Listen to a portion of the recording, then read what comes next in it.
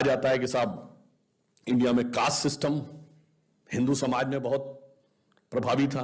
तो पहली बात तो मैं आप लोगों से पूछना चाहूंगा, आपको पता है कास्ट वर्ड किस भाषा का है? ये अंग्रेजी का शब्द नहीं है, ये पुर्तगीज भाषा का शब्द है।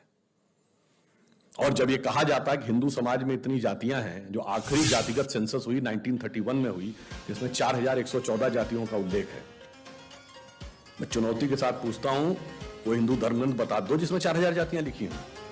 बताओ भाई, कहां लिखी हैं? और जो तुमने हायरार्की डिसाइड कर दी, ये किस धर्म ग्रंथ में लिखा है कि लोहार ऊंचे कि सुनार ऊंचे, कि माली ऊंचे कि तेली ऊंचे? ये कहां लिखा है? कहीं नहीं लिखा है। ये लिखा है British census commissioner Herbert Risley द्वारा कराए गए ब्रिटिश सेंसस में। अगर 4000 जातियां थी तो अल्फाबेटिकल ऑर्डर में नाम लिखा होना चाहिए था, लॉजिक ये कहता था। मगर आपने 4000 का स्ट्रेटिफिकेशन कर दिया, और ये सब फंक्शनल ग्रुप है। मजे की बात ये है, सुनार, लोहार, बढ़ई, कुम्हार, ये तो फंक्शनल ग्रुप्स हैं। इनको जाति बना दिया, और जानते किस आधार पर ऊपर नीचे किया है? वो आधार जो दुनिया में पूरी तरीके से नकारा जा चुका है। क्या? जिनकी आंख ऐसी हो तो वो ऊंचे हैं, जिनके नाक ऐसी हो तो वो ऊंचे हैं, जिनकी ठोड़ी ऐसी हो, कंधा ऐसा हो, रंग। ये बात जिस पे डार्विन ने किया था, आज पूरी दुनिया में पूरी तरीके से नकारी जा चुकी है। परंतु हमारे यहां वो 125 साल पहले किए गए उस क्लासिफिकेशन को सत्य मानकर संघर्ष आज तक चल रहा है। अब आप देखिए, हिंदू धर्म के 2 सबसे बड़े महाकाव्य, एक बार हमसे एक जेएनयू के प्रोफेसर टीवी डिबेट में कहने लगे कि भाई, कोई रावण की पूजा करना चाहता है तो आप उसे क्यों रोकते हैं? भाई, ये brahminical narrative and upper caste narrative Ram के साथ है, और दलित नैरेटिव रावण के साथ है। आप उसको क्यों फोर्स करना चाह रहे हैं, अपर कास्ट नैरेटिव? मैंने कहा, महाराज क्या बोल रहे हैं आप? राम काव्य के रचयिता महर्षि वाल्मीकि थे, और आज वाल्मीकि समाज किस कैटेगरी में माना जाता है? शेड्यूल कास्ट में।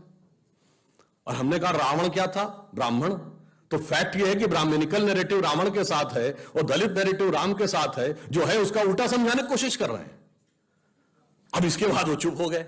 देखिए जो सत्य है और उसको कैसे पलटने का प्रयास किया जाता है। महर्षि वेदव्यास ने महाभारत लिखी। महर्षि वेदव्यास की माता मछुआरिन थी। यह समुदाय कुछ राज्यों में अति पिछड़े में है, कुछ राज्यों में 80 में है। वेद व्यास 18 पुराण उन्होंने लिखे। महर्षि वाल्मीकि जिन्होंने पूरी राम कथा लिखी, और उसके बाद यह कहा जाता है कि साहब हमारे यहां समानता नहीं थी। अच्छा चलिए, आपने कहा, ये जो बाएं हाथ से लिखे इतिहास वालों ने कहा, उनसे पूछो इसका प्रमाण कहां है? जब हमारे यहां लिखा होता है तो कहते नहीं, ये आप क्या लिखा? विदेशी ने क्या लिखा बताइए।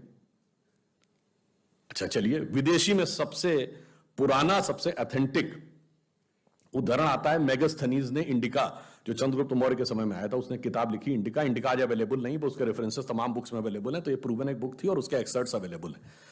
उसने भारतीय समाज की जाति व्यवस्था के बारे में लिखा है कि भारतीय समाज में 7 प्रकार की जातियां हैं, वो लिखता है। और कहा सबसे महत्वपूर्ण बात यह है कि यहां यूनान के समाज के समान किसी प्रकार का भेदभाव नहीं है। समाज का कोई ऐसा वर्ग नहीं है जिसका शोषण किया जाता हो। यह कौन लिख रहा है?